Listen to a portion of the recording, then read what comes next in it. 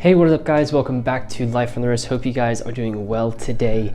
We're going to be doing a video that we do every year, but we did cover it on our podcast first.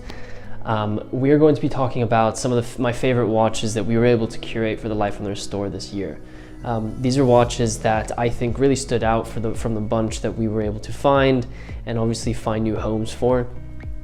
I've said this multiple times about the store, but the reason why I really love finding watches for it and obviously connecting those watches with new owners is because the idea of the store is really to find watches that speak to me and I think are unique and interesting and really pique my interest as a watch collector. I've always said that the store is not supposed to be somewhere where I sell as many watches as I possibly can and it's all about turnover. It's really about finding special pieces, ones that I connect with quite nicely, and I think are watches that I'd like to offer to a new collector who might be looking for something a little bit different. So every year I basically go through some of the watches that we curated for the store and pick the ones that I thought were my favorite. And I picked 5 watches that I'm going to be going over. This year was a really fun year and there were some really unique pieces, and all of these watches are indeed vintage. I am a vintage watch enthusiast, so it's going to be more on the vintage side of things. We do sometimes come across watches from the modern side, but these are the watches that I really liked from this past year. So the first watch I wanted to call out was a watch from Longines. It is their Mainliner. This was a really unique looking watch that really just caught my attention because I was sort of exploring cintrés from Cartier, and I found that the sort of curved case and sort of tank shape was really unique. Obviously Longines, I've said this multiple times, but I do think that they have some really interesting variety in the vintage watches that they've produced in their history, and the Mainliner is no exception. So this watch has, and you'll see it in the videos and pictures that I put up over this video, has a round dial, but then it has this really interesting cage that sort of goes around the outside of this watch. The watch was 10 karat gold filled and had this really just unique case shape. What's really cool about this watch too is it was curved, similar to the Cartier cintré, which I really enjoyed. The watch was from the 1940s, 29 millimeters wide, 40 millimeters tall if you included the cage.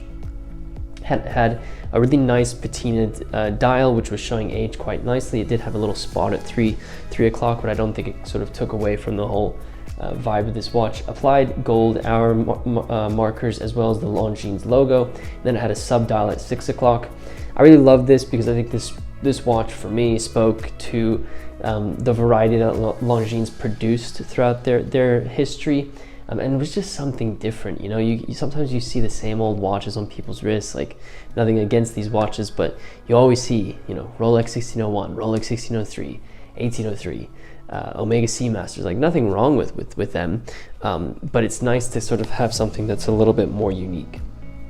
So that was the first watch I really enjoyed this year. The second watch I want to discuss was a watch that I received so many messages about after I had sold it, unfortunately. This was the LeCoultre triple calendar Moonphase that I was able to source for the store. So if you don't know, LeCoultre has made multiple triple calendar watches throughout its history. The most notable one is most likely the LeCoultre triple calendar Moonphase that has a rectangular case shape. It was featured on Talking Watches from Hodinkee. But they did produce some of those watches in round cased pieces, and this is specifically LeCoultre. LeCoultre obviously did produce other versions of this watch, and that's another sort of history that they produced. The triple calendar Moonphase that I was able to source was from the 1950s, and it was, in my opinion, one of the most beautiful examples I had seen for a very long time. I was really into classical sort of looking watches, and I was looking for something a little bit more complicated that had an interesting sort of history to it, but also an interesting look to it. This watch was absolutely phenomenal. 10 karat gold filled case from the 1950s. The dial itself was in impeccable condition. You have this white dial with applied hour markers in Breguet font, which is one of my favorite fonts. You then have the day of the week and the month in windows towards the top of the dial where LeCoultre is written. At 6 o'clock you have a subdial, and inside that subdial there is the Moonphase indicator, and then there was a pointer date that ran around the outside of the watch that was a little bit darker than the center of the dial. Gold hour mark, gold numerals, gold hands. It just looked absolutely phenomenal. When you took a picture of this, the gold really looked, it just looked so good when you took pictures of it for example, for Instagram. And that's why I got a lot of the comments when I posted this initially. So many people were like, oh my gosh, this is an absolutely beautiful watch. I love this watch, and to me, this was the epitome of classical watchmaking, vintage classical watchmaking. This was the epitome of it. It was running on the JLC caliber 486-AW manual wind movement, which is a movement that they use in multiple triple calendar Moonphase watches, and it's obviously in this piece as well. For me, like I said, epitome of vintage, epitome of classical watchmaking, and LeCoultre made watch movements for many highly regarded watch manufacturers, and so you can't knock what they were able to produce. And this was a phenomenal piece. Unfortunately, I didn't get to wear it very often because obviously I didn't get to wear it very much because it was snapped up so quickly, but a beautiful piece. The third watch I picked for this year, and this was a piece that you really realize the difference that, so the watch is the Patek Philippe 2594. And when I was able to find this watch, wear it, test it, bring it to the watchmaker and take a look at it, one of the things that you immediately feel as soon as you just hold the watch is the different level that Patek Philippe really is at when it comes to watchmaking.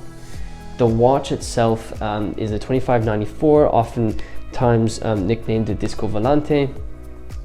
The watch was from 1966 and has this saucer-like case shape that is highly collectible when it comes to people who are looking for vintage Patek Philippe.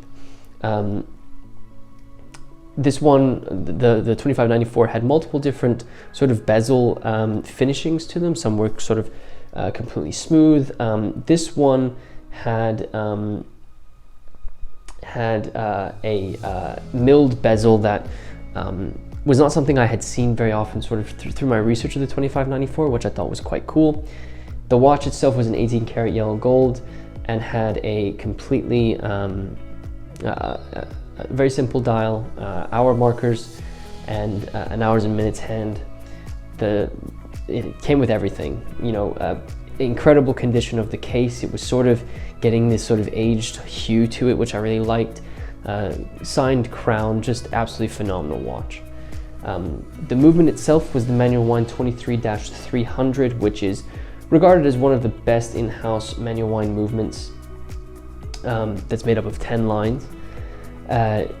The reason for that is it has an overcoil hairspring and a gyromax balance, which is not found in many other 10-line movements just because of how manufacturers produce them.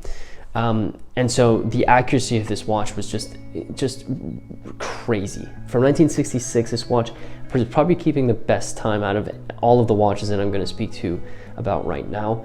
But it does come from a manufacturer like Patek Philippe, which makes sense.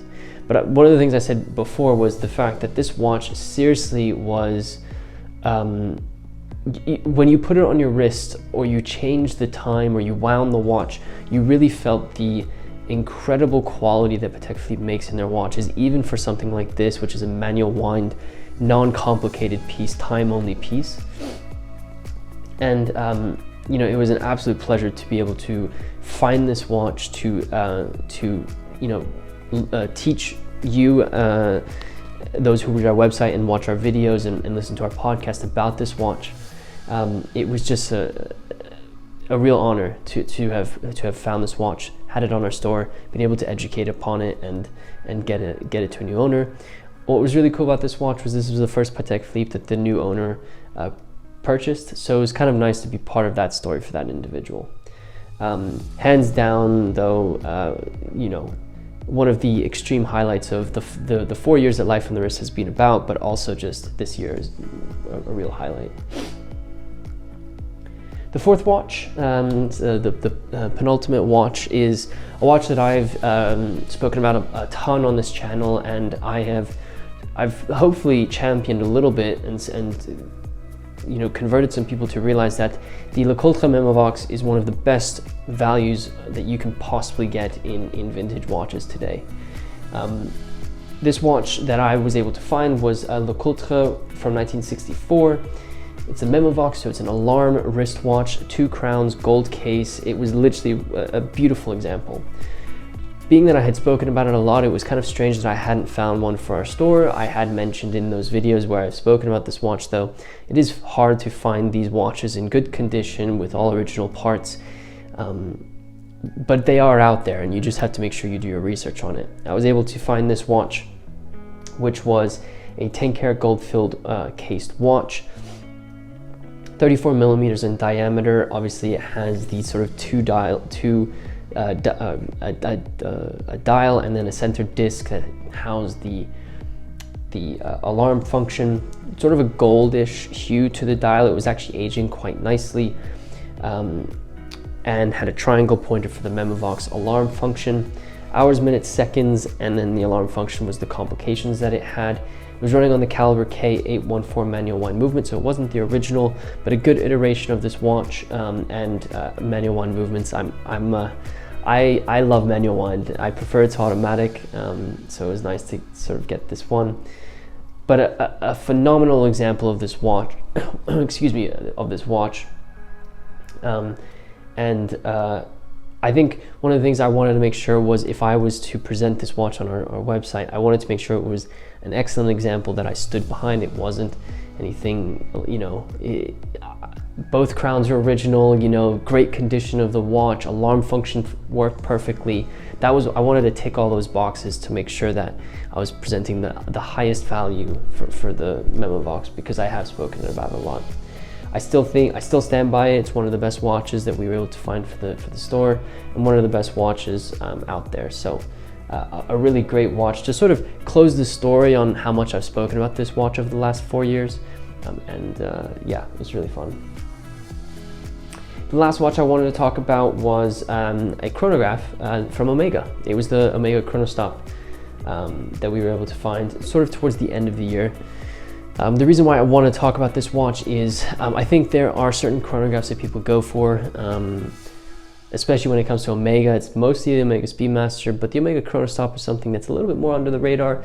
Maybe you didn't know too much about. It's a one pusher chronograph, 1 minute. It's a one pusher 1 minute chronograph that was manufactured by Omega.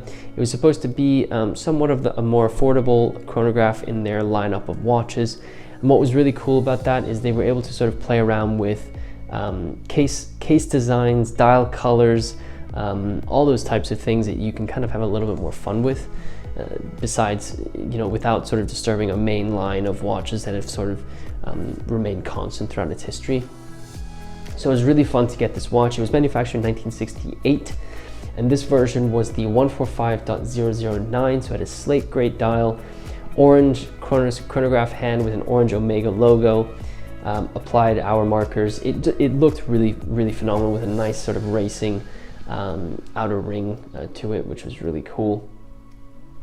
The watch itself came on a black and orange strap, so it really made that orange chronograph hand pop, and it was running on the Omega caliber 865 manual wind movement.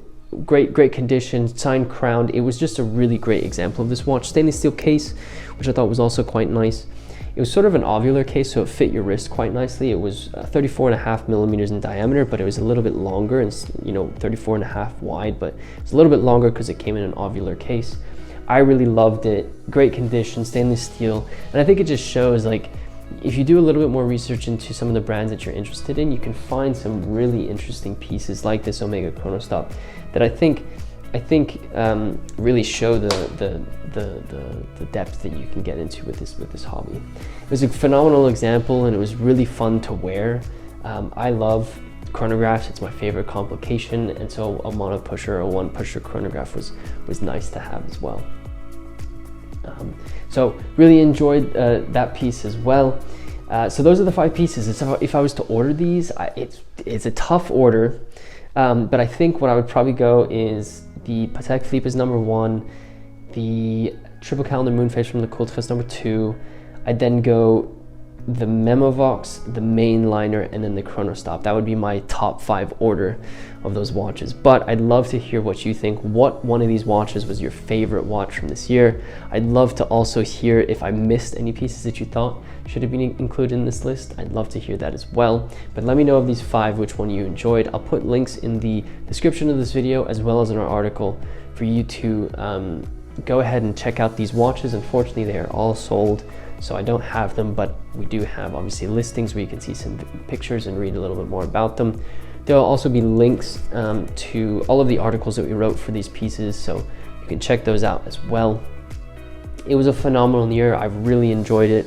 We've already kicked off this year with a great watch. We had a Universal Genève Uni Compacts that came in and left within days, which was a little bit sad, but we were able to make a video. So if you haven't seen that video, be sure to check out our channel. You can see that there. You can also go to our website. You can read our article about that Uni Compacts. If you like this video, be sure to subscribe to the channel. I love vintage watches. It's watches in general, but love vintage watches as well. So we do a really wide range of video topics. So be sure to join Life on the Wrist if you feel like you would. If you wouldn't mind hitting that like button for us, it really does help us out with our YouTube analytics, and sharing this with your friends. We'd love to grow this Life on the Wrist family. And with this said, guys, thank you so much for watching this video, and until next time.